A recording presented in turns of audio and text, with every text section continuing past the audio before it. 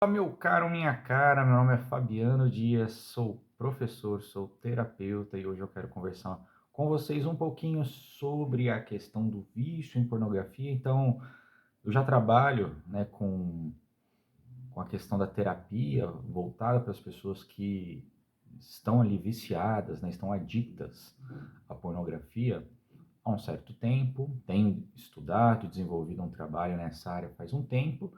Mas eu reparei que eu não tinha nenhum material simples que explicasse ali o geral do qual era o problema do vício em pornografia, fizesse um resumão da questão do vício. Então eu queria deixar isso daqui salvo para vocês, para poder ajudar mais pessoas, para poder organizar melhor o tema, né? Durante muito tempo trabalhando ali no Instagram, e o Instagram ele é bem desorganizado. Então você faz um post hoje, às vezes eu quero mandar esse post para um paciente, para uma pessoa que está tirando alguma dúvida comigo, para algum aluno, e eu não consigo, porque você vai lá procurar lá no passado, acho que eu já escrevi sobre isso, já falei sobre isso, e essa oportunidade que eu tenho aqui de usar o YouTube me permite organizar melhor o tema e poder ajudar mais pessoas. Aquele papo de sempre, né? Se puder aí, se inscreva no canal, clica no sininho, curta o vídeo, isso ajuda a gente aí nesse trabalho que a gente está começando, tá bom? Beleza? Sem mais delongas, vamos aqui explicar um pouquinho dessa questão do vício em pornografia. Bom, há um certo tempo atrás, não muito tempo atrás, para você falar de vício em pornografia, você precisava quebrar uma série de tabus. Parecia que se você fosse falar de vício em pornografia, que você era simplesmente religioso, que você era moralista e que não era uma questão científica, algum problema real. Mas hoje já está começando a ficar muito mais conhecido esse problema e as pessoas já estão percebendo que isso não é apenas um problema religioso e moralista, tá? A moral e a religião, não necessariamente a gente deve considerar que o fato dela apontar que alguma coisa faz mal é um problema exclusivo da religião, tá? Então a religião ela aponta aquilo que é moralmente inadequado e isso pode estar ali, traz realmente uma verdade e que pode ser depois percebida pelas ciências sociais, pelas ciências biológicas, como é o caso do vício pornografia. Então a gente também não pode ter esse preconceito com aquilo que é religioso e com aquilo que é da moral, que é da ética, é porque aquilo ali são intuições que a gente traz, mas que podem revelar ali sim uma verdade que faz mal, né, que tem a ver com a natureza humana. E que é o caso do vício em pornografia, mas para que a gente entenda que não é só uma questão de pode ou não pode. A gente está falando de um problema que já foi categorizado por vários cientistas, que vem sendo estudado e que eu vejo na prática clínica, eu vejo trabalhando com pessoas que isso traz consequências muito ruins para a vida de uma pessoa. Então eu queria trabalhar com vocês 3 pontos importantes aí da questão do vício em pornografia. Então eu queria trabalhar com vocês aí 3 questões, 3 dimensões, vamos falar assim, do vício em pornografia. É claro que essas dimensões, elas meio que se conectam, mas eu queria falar desses 3 pontos porque eu acho que isso vai ajudar a gente a entender nuances do problema do vício em pornografia. Então, a primeira questão que eu vou trazer é exatamente a questão das neurociências, ou a questão cerebral. Então, essa é a primeira dimensão que eu quero trazer para vocês. E por que é importante a gente perceber isso? A gente tem hoje pesquisas que falam do vício em pornografia. Então eu deixo aqui como referência para vocês o trabalho do Dr. Gary Wilson. Tá? Ele era um biólogo, ele era um cientista que estudou a questão dos efeitos da pornografia no nosso cérebro. E hoje já se tem uma noção de que a pornografia ela atua no nosso sistema de recompensa. Então não vou ficar aqui usando muito termos técnicos, nomezinhos difíceis, mas eu quero que você entenda o seguinte: nós temos no nosso cérebro um esqueminha que funciona mais ou menos assim. Eu fiz determinada ação e essa determinada ação me deu prazer. A tendência, então, de eu querer fazer essa ação novamente aumenta. Então, eu quero mais. Então, eu tenho que fazer um ato que eu tenho um certo grau de vontade de fazer ela. Eu tenho esse certo grau de vontade. Isso me deu bastante prazer.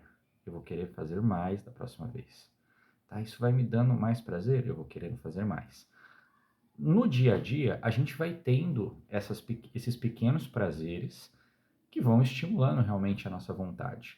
Mas existem certas coisas na vida, certos, né, objetos que produzem um prazer acima do normal e eles afetam o circuito de recompensa produzindo um vício. Então, quando a gente olha para a questão das drogas, é mais ou menos assim, tá? A droga faz com que o seu circuito de recompensa fique hiperestimulado e faz eu querer mais. Só que o circuito de recompensa ele tem uma outra questão. Ah, quanto mais eu vou estimulando ele, mais eu preciso que essa dose de prazer seja maior para que eu sinta, né, a mesma alegria, o mesmo preenchimento. Então é aí que a gente começa a instalar o vício, tá? Neurologicamente falando, né, na parte cerebral. Então a gente começa a viver um ciclo vicioso ali. Então a gente é mais hiperestimulado com essa pornografia visual que nós temos no dia de hoje. Então entra um elemento novo, que antigamente você tinha consumo de pornografia? Tinha consumo de pornografia. Mas ou você ia lá na banca comprar uma revista, então você tinha que se expor. Você ia lá na locadora, jovem, sabe o que é isso? Locadora de vídeo. Você ia lá numa locadora e tinha que entrar numa salinha. Se você ia sair da salinha, o pessoal estava indo lá alugar, né?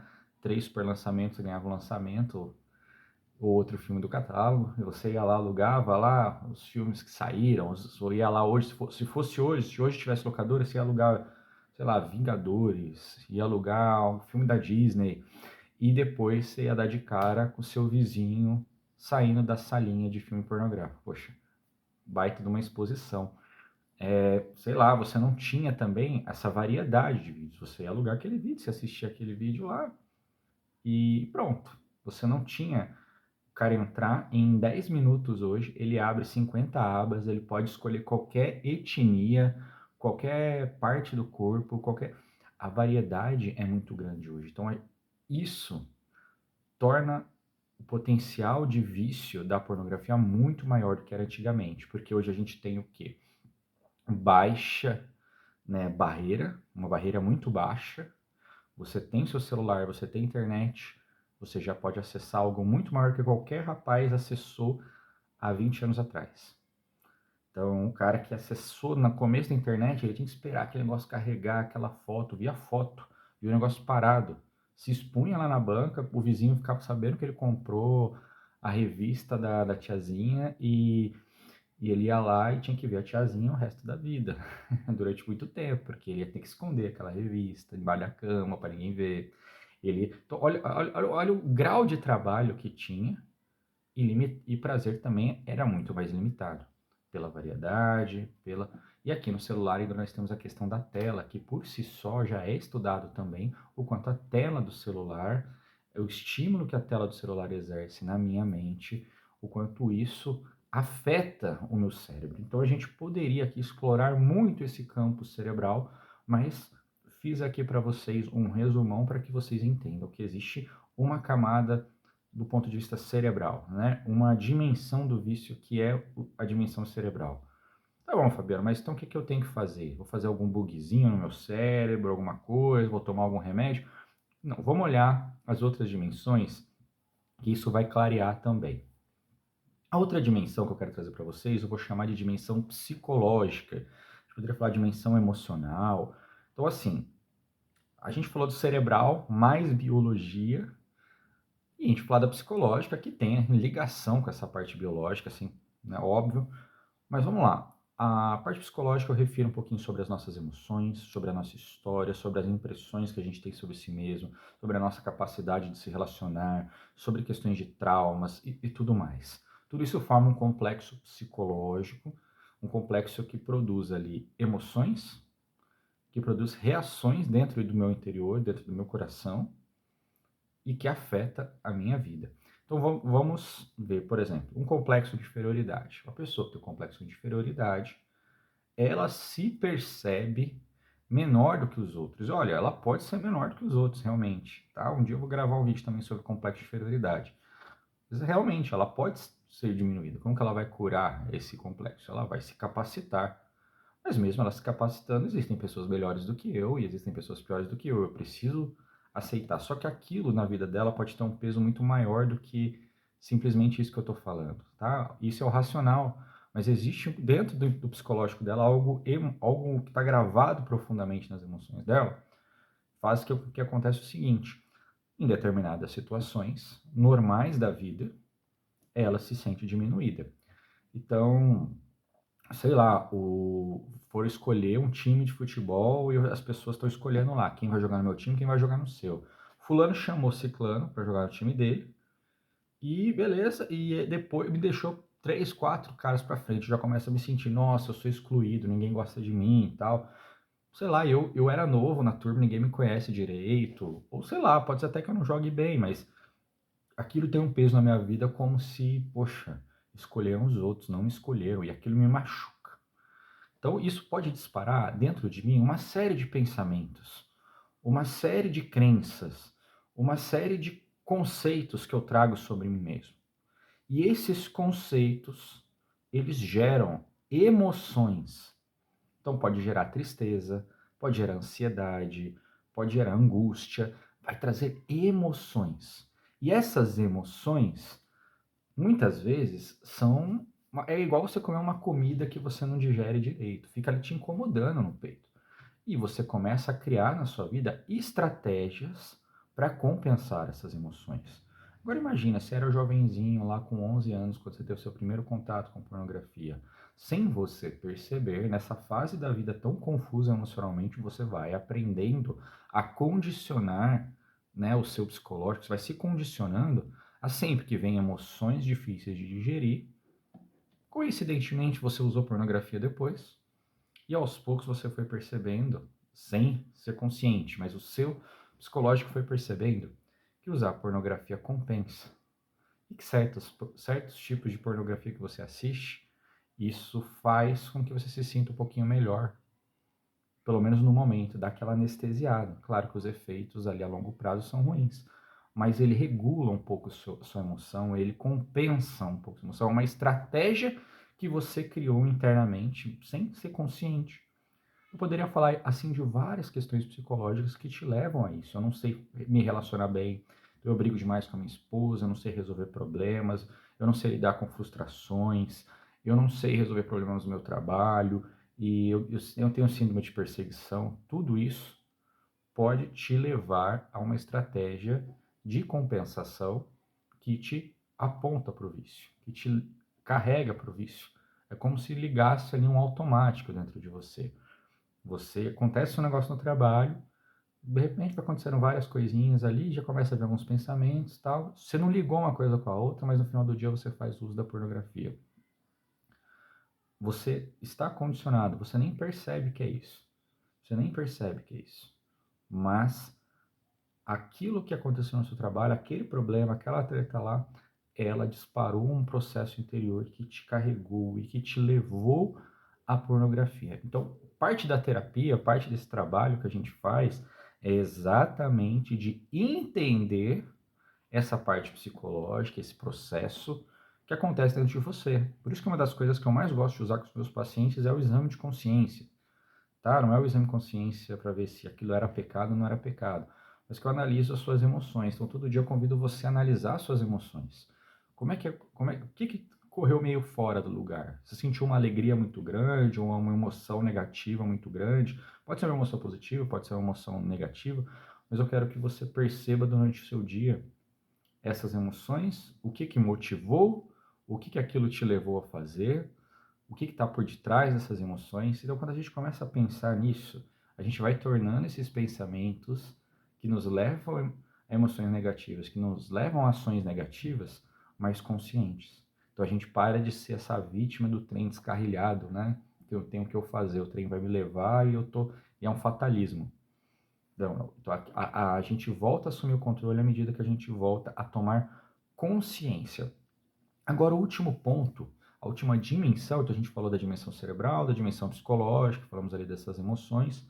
O último ponto que a gente pode também trabalhar ali na terapia, na psicoeducação, que eu trabalho muito também, trabalho essa parte, essas duas outras dimensões, mas que eu trabalho muito no meu protocolo de 21 dias, tá?